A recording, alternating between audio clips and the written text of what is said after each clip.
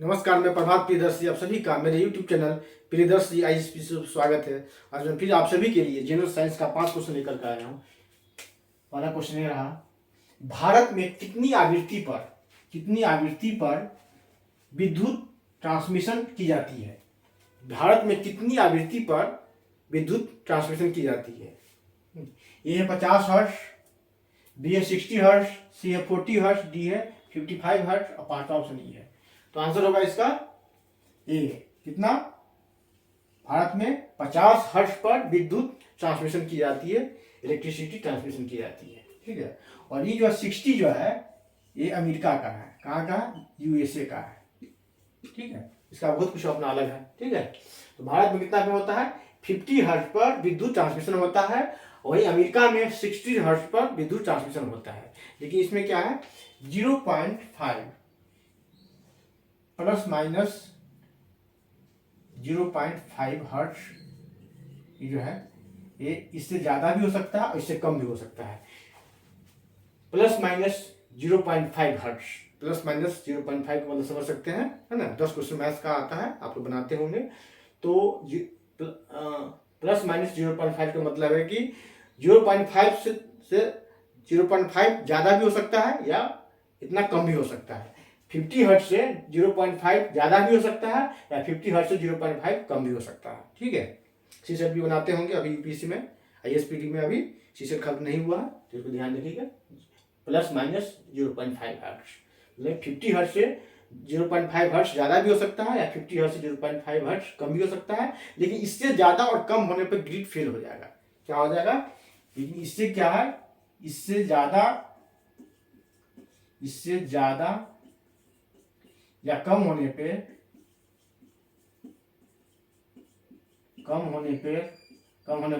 Grid क्या हो जाएगा? फेल हो जाएगा।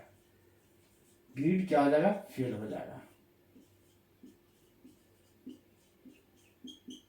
ठीक है। इससे कम 0.5 से न ज्यादा होना चाहिए और 0.5 से न कम होना चाहिए। ठीक है। इससे ज्यादा और कम होने पर ग्रिड फेल हो जाएगा और इलेक्ट्रिक सप्लाई बंद हो जाएगा। ये सुनने को आता है कि ग्रिड फेल हो गया, 2 दिन से बिजली नहीं है तो क्या हुआ? तो ग्रिड फेल हो गया। तो उसमें एक ये भी कारण हो सकता है। ठीक है। देखिए और दूसरा क्वेश्चन देखिए, विद्युत युक्ति इसको बोलते हैं इसमें इलेक्ट्रिकल डिवाइस जो प्रत्यावर्ती धारा को बोलते हैं एसी को डीसी में डायरेक्ट करंट में परिवर्तित करता है, बदल देता है, ट्रांसफॉर्म कर देता है। ठीक है। कन्वर्ट कर देता है। तो ऑप्शन ये है, ए ऑप्शन में इन्वर्टर, बी है में रेक्टिफायर और सी में ट्रांसफार्मर और डी में है ट्रांसमीटर और पांचवा ऑप्शन ई ऑप्शन लगा हुआ है। तो इसका आंसर होगा बी। कौन सा आंसर होगा? रेक्टिफायर क्या करता है? एसी को डीसी में कन्वर्ट करता है। एसी को, अल्टरनेटिंग करंट को, प्रत्यावर्ती धारा को डीसी में, डायरेक्ट करंट हिंदी में बोलते हैं डिस्ट धारा में, इसको कन्वर्ट कर देता है, परिवर्तित कर देता है। ठीक है।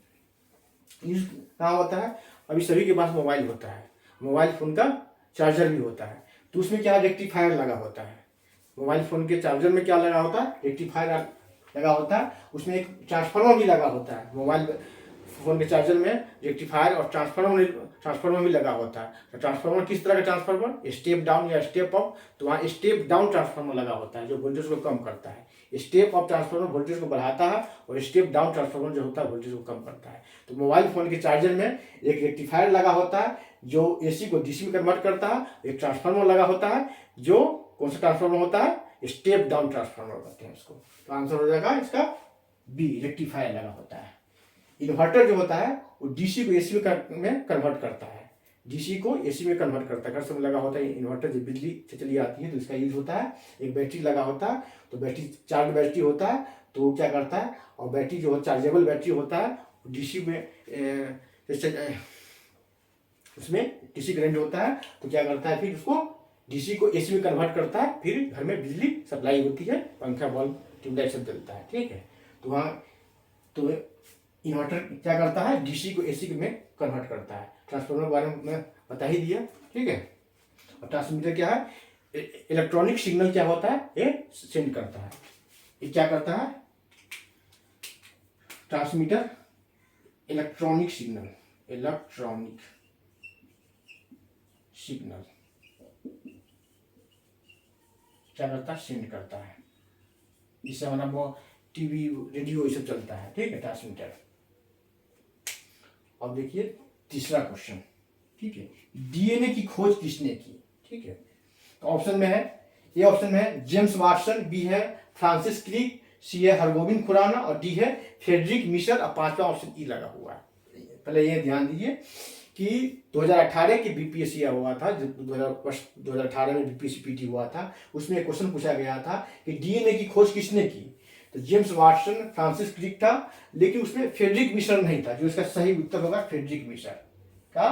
तो वो आंसर हुआ था क्या, उसका ई ऑप्शन हुआ था, उपरोक्त में से कोई नहीं, उसमें ऑप्शन में फ्रेडरिक मिशर नहीं था, ठीक है। और 2018 में ही यूपी पीसीएस हुआ था, यूपी का पीसीएस हुआ था, उसमें भी क्वेश्चन आया था कि डीएनए की खोज किसने की, लेकिन उसके साथ मेंशन था कि डीएनए की डबल हेलिकल मॉडल की खोज किसने की। तो वहां आंसर हुआ था, यूपी पीसीएस का आंसर हुआ था जेम्स वाटसन और फ्रांसिस क्रिक, लेकिन बीपीएससी की पीटी में जो आंसर हुआ था उसका आंसर हुआ था ई ऑप्शन, उसमें फ्रेडरिक मिशर नहीं था। तो डीएनए की खोज किसने की, फ्रेडरिक मिशर ने किया था, ठीक, फ्रेडरिक मिशर ने किया था। और जेम्स वाटसन और फ्रांसिस क्रिक भी देखने को मिलता है, ये क्या किया था, डीएनए के डबल हेलिकल मॉडल खोज किया था, डीएनए के डबल हेलिकल मॉडल, ठीक है। जेम्स वाटसन और फ्रांसिस क्रिक दोनों ने मिलकर के डीएनए के डबल हेलिकल मॉडल की खोज किया था, ठीक। और यहाँ एक ऑप्शन दिख रहा है हरगोविंद खुराना, ये भारतीय थे, बाद में बन गए अमेरिका में, ठीक है। ये क्या किए थे, लैब में डीएनए सिंथेसिस किए थे, ठीक, प्रोटॉन सिंथेसिस बोला जाता है, क्योंकि प्रोटॉन न्यूक्लिक एसिड होता है, न्यूक्लिक एसिड का बना होता है, और डीएनए न्यूक्लिक एसिड कहलाता है, डाइऑक्सी में न्यूक्लिक एसिड होता है, ठीक है। तो इसने क्या किया था, लैब में डीएनए सिंथेसिस किया था, डीएनए सिंथेसिस, इसको बोलते हैं संश्लेषण। लैब में डीएनए संश्लेषण किया था, किसने किया था, हरगोविंद खुराना। इसी के लिए इन्हें क्या मिला था, नोबेल मिला था। क्या मतलब मिला था इनको, नोबेल मिला था, इन्हें नोबेल मिला था, ठीक है। भारतीय थे, बाद में अमेरिकन बन गए, ठीक है। तो क्वेश्चन आया कि डीएनए की खोज किसने की, फ्रेडरिक मिशर ने किया था। डीएनए के डबल हेलिकल मॉडल की खोज किसने की, जेम्स वाटसन और फ्रांसिस क्रिक दोनों ने मिलकर किया था। और डीएनए का लैब सिंथेसिस किसने किया था, तो हरगोविंद खुराना ने किया था, भारतीय, बाद में अमेरिकन हो गए, और इसी काम के लिए इन्हें नोबेल मिला था। चौथा क्वेश्चन देखिए, निम्नलिखित में से कौन स्त्री ऑब्लिक मादा, इंग्लिश में फीमेल लिखा गया है, हार्मोन है, ठीक है।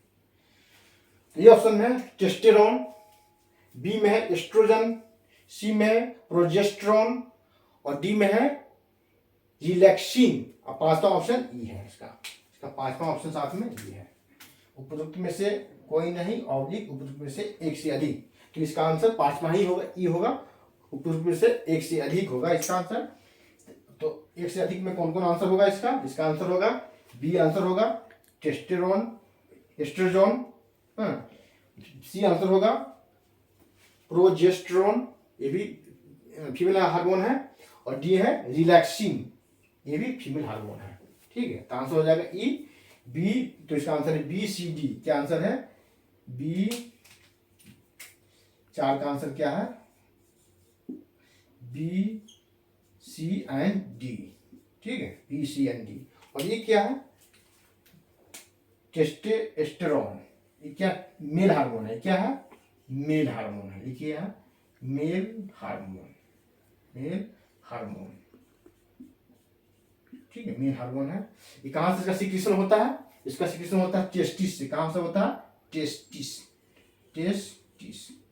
हिंदी में बोलते हैं इसको ब्रीशन, क्या बोलते हैं हिंदी में, ब्रीशन से इसका सिक्रीशन होता है, हाँ? तो टेस्टेरोन क्या है, मेल हार्मोन है, और एस्ट्रोजन, प्रोजेस्टेरोन और रिलैक्सिन फीमेल हार्मोन है, स्त्री हार्मोन है। पांचवा और अंतिम क्वेश्चन देखिए कि बेंजीन में सिग्मा और पाई बॉन्ड की संख्या कितनी है, ठीक है। तो बीपीएससी 66 में क्वेश्चन आया था कि बेंजीन में सिग्मा और पाई बॉन्ड की संख्या क्या है। तो ये ऑप्शन में है 2 और 3, 3 और 3, बी है 3 और 6, और सी है 12 और 3, और डी है 12 और 6, और पांचवा ऑप्शन ये है। तो इसका आंसर होगा 12 और 3। ठीक है, बेंजीन में सिग्मा और पाई बॉन्ड। ठीक है, पर ये जाने बेंजीन का फॉर्मूला देखें, C6H6, C6H6 दिख रहा है क्या? 6 कार्बन परमाणु और 6 हाइड्रोजन परमाणु, 6 कार्बन एटम और 6 हाइड्रोजन एटम। ये क्या है? हाइड्रोकार्बन है। हाइड्रोजन और कार्बन का से बना कंपाउंड क्या कहलाता है? हाइड्रोकार्बन कहलाता है। ठीक है, और सबसे ज्यादा जो कंपाउंड है वो हाइड्रोकार्बन ही है, हाइड्रोजन और कार्बन का। ठीक है,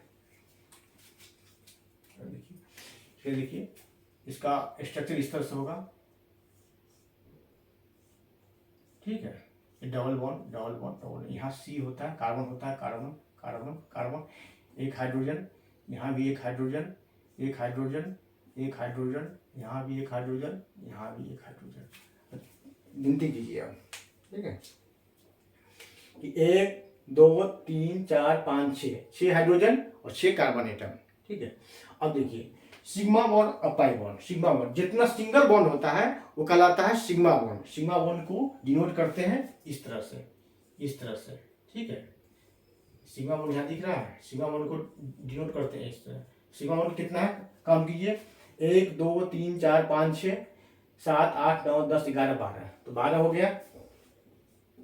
और पाई बॉन्ड, ठीक है, सिंगल बॉन्ड के बाद जो भी बॉन्ड बनता है, डबल बॉन्ड और ट्रिपल बॉन्ड दोनों होता है, क्या होता है? पाई बॉन्ड होता है। तो यहाँ कितना है? 1 1 2 3, इस बॉन्ड के अलावा इसको छोड़ करके, है ना, ये 1 2 3, ये क्या है? पाई बॉन्ड है। पाई बॉन्ड कितना हो गया? 3।